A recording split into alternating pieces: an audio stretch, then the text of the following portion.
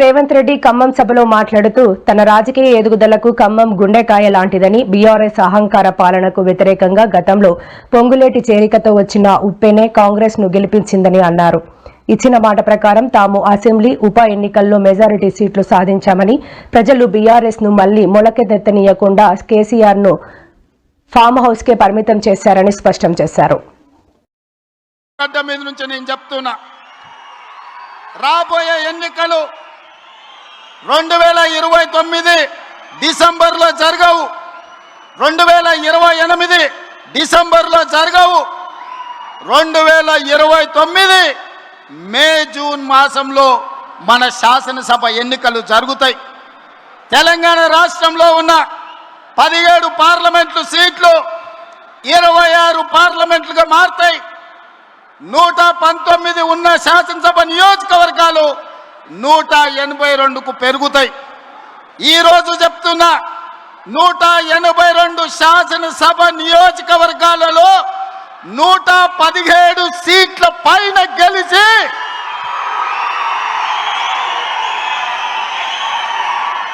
ఒకటి 7 మీడియా మిత్రులారా రాసుకోండి.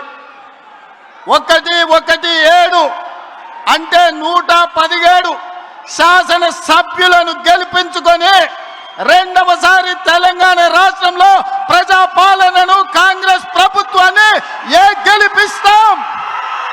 రాముడు మీద, భద్రాచలం రాముడు మీద ఆన. ఇది ఖమ్మం కాంగ్రెస్ కార్యకర్తల మాట. కాసుకో చంద్రశేఖర్ రావు, నువ్వు, నీ కొడుకు, నీ అల్లుడు, నీ బిడ్డ, నీ చుట్టాలు, నీ భజన పరులు, నీ ఒప్పందాలు, కాసుకో చంద్రశేఖర్ రావు, నువ్వు, నీ కొడుకు, నీ అల్లుడు, నీ బిడ్డ, నీ చుట్టాలు, నీ భజన పరులు, నీ ఒప్పందాలు, నీ దొంగ సర్వేలు చేసే దొంగ ఏజెన్సీలతో సహా గుర్తుపెట్టుకోండి. ఈ తారీఖు తెలంగాణ రాష్ట్రంలో ఉన్న 17 పార్లమెంట్లు సీట్లు 26 పార్లమెంట్లుగా మారుతాయి. రోజుకు 18 గంటలు పనిచేస్తాం మేమందరం, మా మిత్రులందరం. రాబోయే తెలంగాణ ప్రజల గుండె చప్పుడు ఇన్న ఈ ప్రజా ప్రభుత్వం చెప్పింది చెప్పినట్టుగా ప్రజా తీర్పుని ఇప్పించడం ద్వారా పాపాల బైరోడుని ఫామ్ హౌస్ లో బంధించినాం. ఇక ఈ పశుపతికి విముక్తి లేదు. పాపాల బైరోడు ఫామ్ హౌస్ లోనే బందీ అవుతాడని చెప్పిన మా నాడు. ఇవాళ మీడియా మిత్రులారా రాసుకోండి.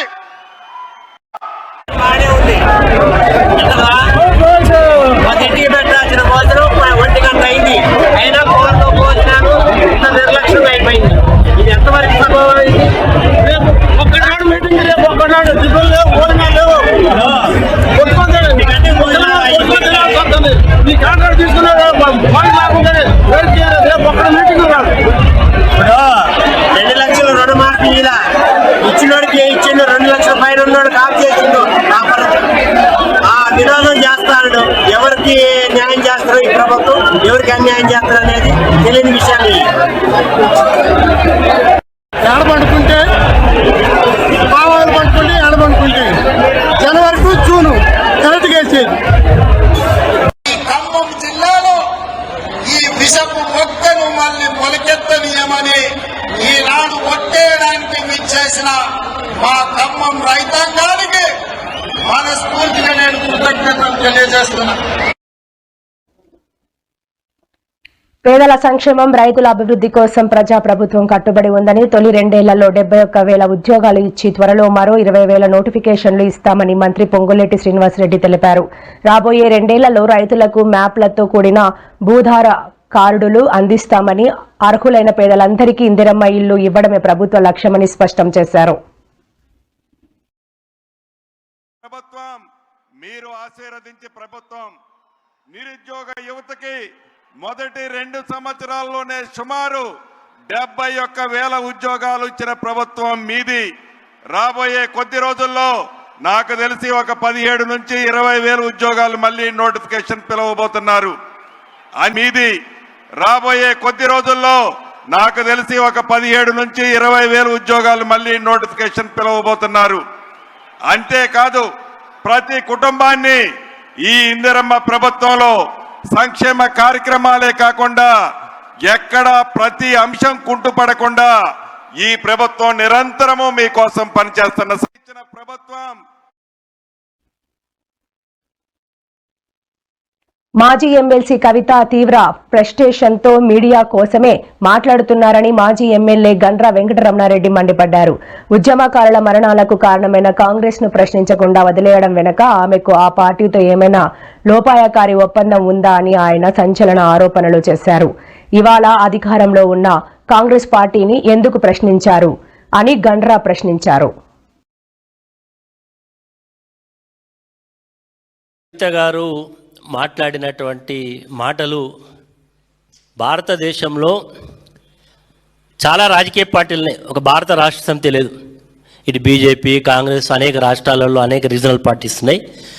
భారత రాజ్యాంగం ప్రకారం ఎన్నికల సంఘం ఇచ్చేటువంటి వెసులుబాటు ప్రకారం ఆ రోజు రాజకీయ పార్టీలకు విరాళాలను సేకరించుకునే అవకాశంలో భాగంగా భారత రాష్ట్ర సమితికి కొంత ఫండ్ రేజ్ చేయడం జరిగింది.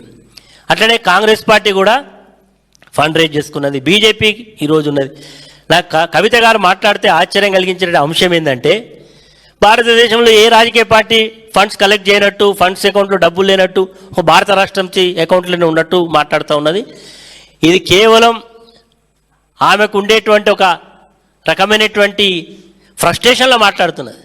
ఆమె ఏదో టీఆర్ఎస్ అని పార్టీ పెట్టుకున్నదని, దానికి ఏదో పేరు రాకుండా మీ మీద అడ్డుపడ్డా అనేటువంటి ఒక రకమైనటువంటి ఫ్రస్ట్రేషన్లో మాట్లాడుతున్నది. మాకు ఆ పార్టీ పేరుకు మాకు ఎలాంటి సంబంధం లేదు. ఆమె ఏది మాట్లాడినా ఈరోజు కాంగ్రెస్ పార్టీ ఉద్యమకారుల గురించి కూడా మాట్లాడింది. ఏమన్నది? ఉద్యమకారులకు డబ్బులు ఇస్తా.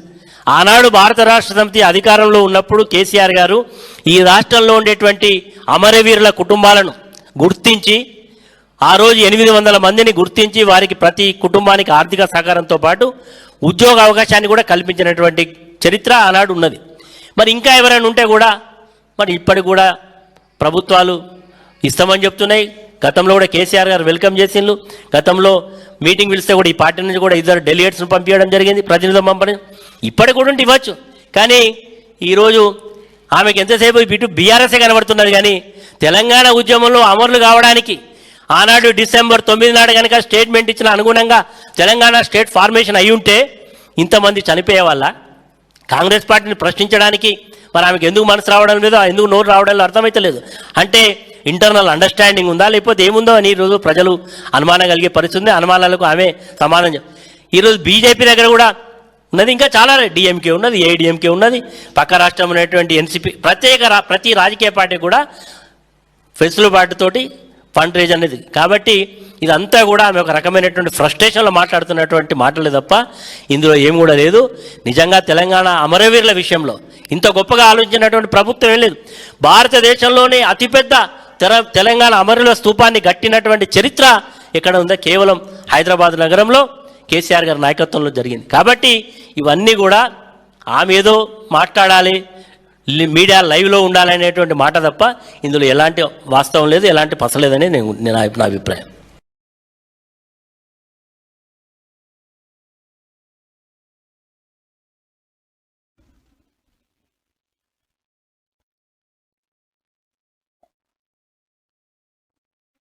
AP deputy CM Pawan Kalyan ను హిందువులను కించపరిచారనే ఆరోపణలతో యూఏపీఏ కేసు నమోదైన ప్రశ్న రావణ్ కు వైసీపీ, సిపిఐ, సిపిఎం పార్టీలు మద్దతుగా నిలిచాయి.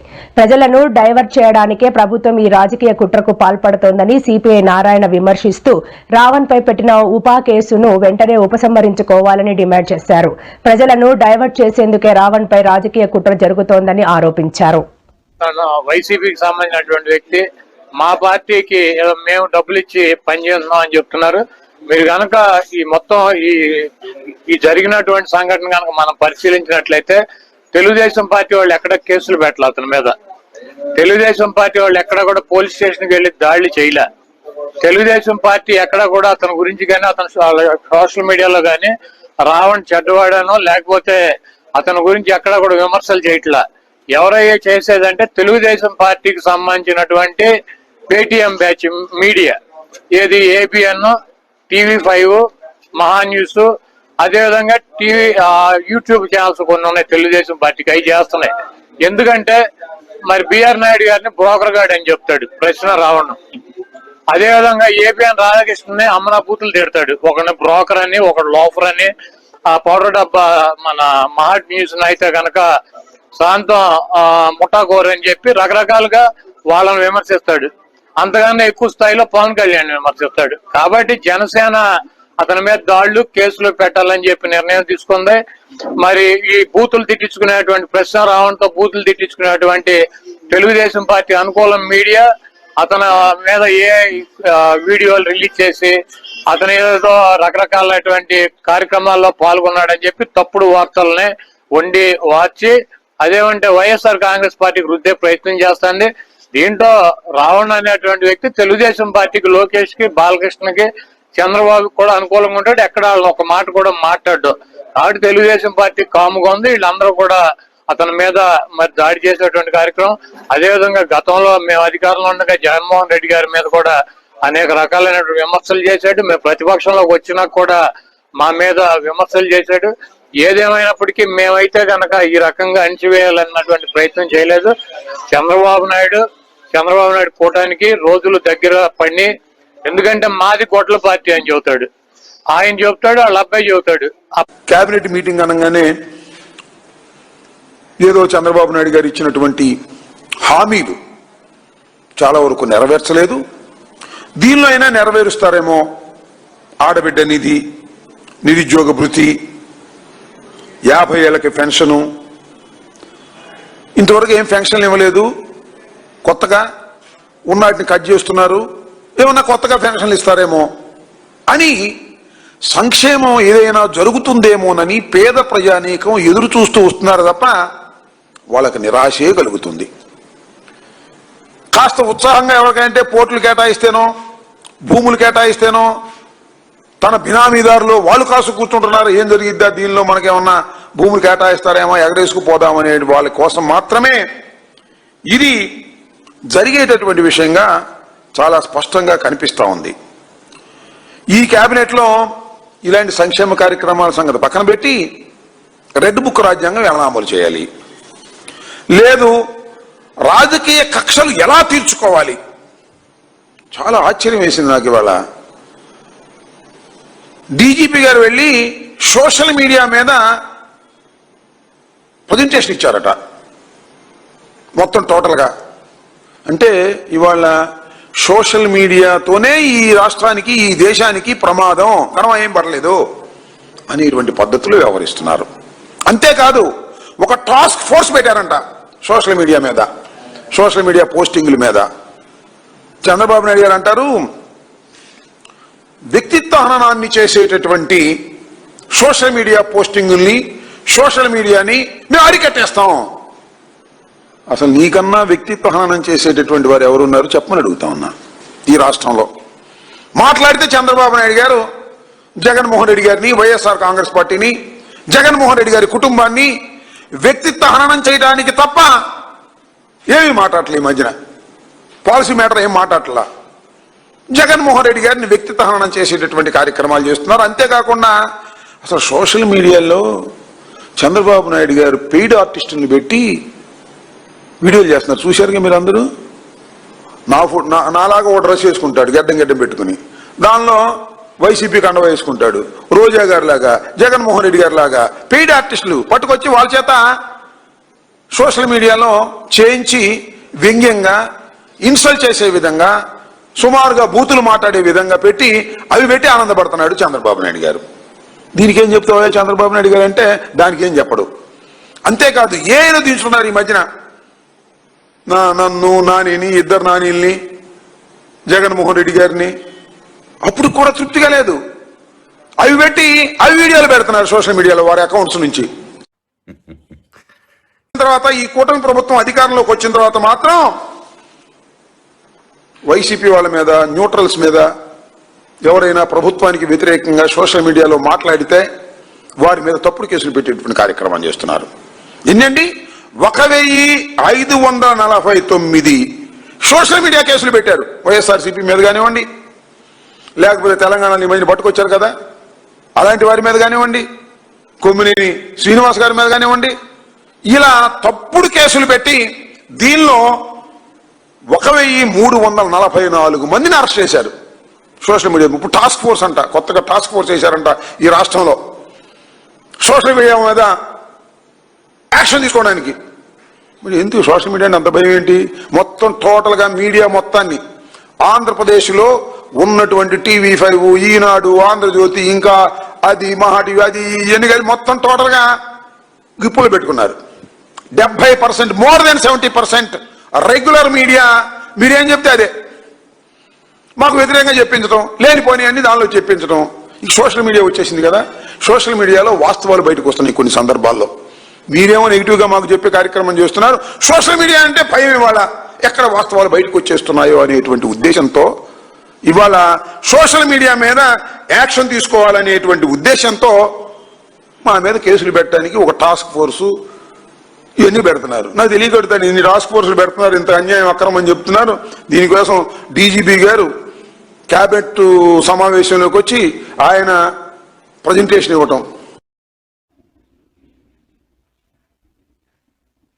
తెనాలి సీఐ రాములు నాయక్ పెళ్లి చేసుకుని మోసం చేశాడంటూ ఒక మహిళ గుంటూరు ఎస్పీకి ఫిర్యాదు చేసింది. వ్యక్తిగత వీడియోలతో బెదిరిస్తూ 30 లక్షల రూపాయలు ఇచ్చి వదిలించుకోవాలని చూస్తున్నాడని ఆమె ఆరోపించింది.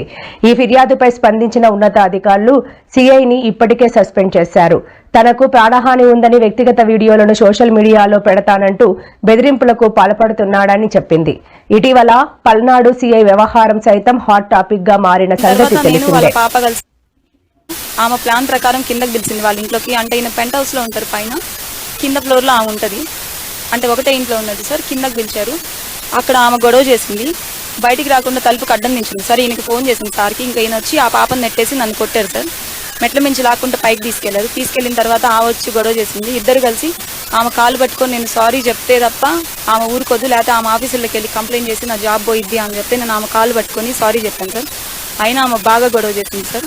ఆ తర్వాత నుంచి ఆయన ఇల్లు ఖాళీ చేస్తానని చెప్పారు సార్. కానీ హోటల్లో ఉండి రోజు ఆమె ఇంటికి వెళ్తారు సార్. వాళ్ళు ఒక 4-5 గ్రూప్ ఉన్నారు సార్ లేడీస్. వాళ్ళందరితో కలిసి ఈయన ఫంక్షన్లకు వెళ్ళడం. అదేమంటే వాళ్ళు వైఫ్ అండ్ హస్బెండ్ అని చెప్పి మా ఇద్దరితో పాటలు పాడించారు, వీడియోలు తీశారు. ఆ వీడియోలన్నీ ఆఫీసర్లకు ఇస్తే ప్రాబ్లం అవుతుంది అని చెప్తున్నారు సార్. ఓన్లీ తెనాలి రాగానే నేను ఎందుకు వేధిస్తాను సార్? అదేమంటే నేను వచ్చి ఆఫీసర్లకి నువ్వు వేధిస్తున్నావు అని చెప్పి చెప్తాను అని చెప్తున్నాడు సార్. ఆయన నన్ను వదిలేకపోతే సూసైడ్ నోట్ రాసి ఒకటి నాకు పంపించాడు సార్. నా చావుకి నువ్వే కారణమని జైలుకి పంపిస్తానని.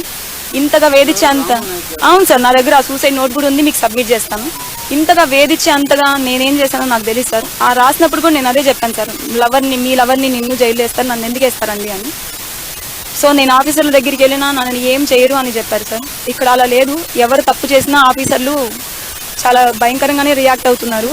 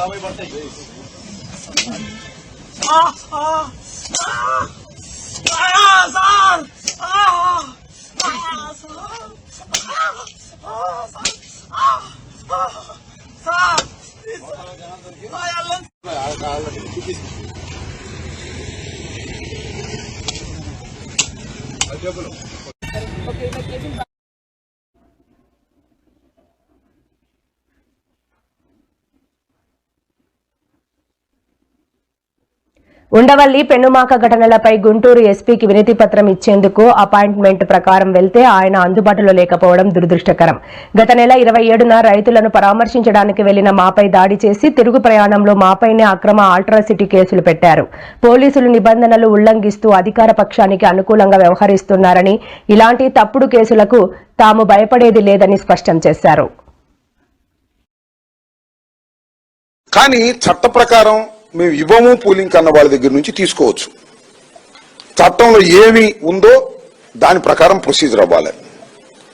కానీ దురదృష్టం ఏంటంటే పెనుమాక, ఉండవల్లి ఇంకా పరిసర ప్రాంతాల్లో ఉన్నటువంటి రైతాంగం జగన్మోహన్ రెడ్డి గారి దగ్గరికి వచ్చారు. అయ్యా, మేము పూలింగ్కి ఇవ్వన్నాము, ఆ కక్షతో ఎక్విజిషన్ యాక్ట్ ప్రకారం నోటీస్ ఇచ్చారు, అది కూడా సరిగ్గా అమలు చేయకోకుండా మా మీద ఒత్తిడి చేస్తున్నారు, బెదిరిస్తున్నారు, మీ సహాయం కావాలి అని అడిగారు. జగన్మోహన్ రెడ్డి గారు అంతా విని నేను కమిటీని వేస్తున్నాను, లీగల్గా అదేవిధంగా పొలిటికల్గా అని చెప్పడం, మమ్మల్ని అందరినీ కమిటీగా వేయటం, లీగల్గా కూడా ఒక కమిటీని వేయటం జరిగింది. మేము ఇప్పటికీ రైతులతో 2 సార్లు కూర్చున్నాం. ముందు వాళ్ళు ఏమడిగారంటే, లీగల్గా మీరు ఏమి సహాయం చేయగలుగుతారో వచ్చి మా గ్రామాల్లో చెప్పండి అంటే లీగల్ టీమును పంపించాం. వాళ్ళు కొంత ఎక్స్ప్లెయిన్ చేశారు. తరువాత మళ్ళా 2వ సమావేశంలో పొలిటికల్ గా మీరు కూడా వచ్చి మాకు జరుగుతున్న అన్యాయాన్ని గ్రౌండ్ లో మీరు చూడండి, చూసి కాస్త ప్రజాస్వామ్య పద్ధతుల్లో మీడియాకు చెప్పండి, సమాజానికి చెప్పండి అని అడిగారు. ఈ రోజు మేము అందరం వెళ్ళి ఆ రైతుల యొక్క స్థితిగతులు తెలుసుకొని ప్రాక్టికల్ గా గ్రౌండ్ లో చూడాలనే ఉద్దేశంతో మేము వాళ్ళ బయలుదేరి వెళ్ళాం. ఇది మేము చేసింది. మేము వెళ్తే ఎందుకు మీరు అలా అడ్డుకుంటున్నారు నాకు అర్థం కాలేదు. ప్రజాస్వామ్యంలో రైతుల కోరిక మేరకు వారి సమస్యలు తెలుసుకోవడం కోసం, పరిష్కరించడం కోసం, మా వాయిస్ వినిపించడానికి మాజీ ప్రజాప్రతినిధులుగా మేము వెళితే అడ్డుకోవాల్సిన అవసరం ఏంటి? సరే అడ్డుకున్నారు పో. ఏంటి దాడులు ఏంటి నాకు అర్థం కాలేదు. కార్లు పగలగొట్టారు, రాళ్లు వేశారు, కొట్టడానికి ప్రయత్నం చేశారు. ఈ క్రమంలో ఒక పెద్ద రాయి, ఇంత రాయి విసిరారు మా మీదకి. ఒక కానిస్టేబుల్ అడ్డం వచ్చాడు, వాడికి తెలియదు పాపం. Is hospitalised. జగన్మోహన్ రెడ్డి గారు మమ్మల్ని కమిటీ వేసిన తర్వాత రైతులతో 2 సార్లు సమావేశమయ్యి వారి రిక్వెస్ట్ మేరకు మేము వెళుతున్నటువంటి ప్రోగ్రామ్ ని మేము అనౌన్స్ చేసి వెళుతుంటే వాళ్ళు నిరసన చెప్పడం ఏంటి? తర్వాత చెప్పుకోమని మాకు అభ్యంతరం లేదు. ప్రతి దానికి మేము ప్రోగ్రామ్ ఇస్తే దాన్ని చెడగొట్టాం పోలీసులు అడ్డం పెట్టుకుని.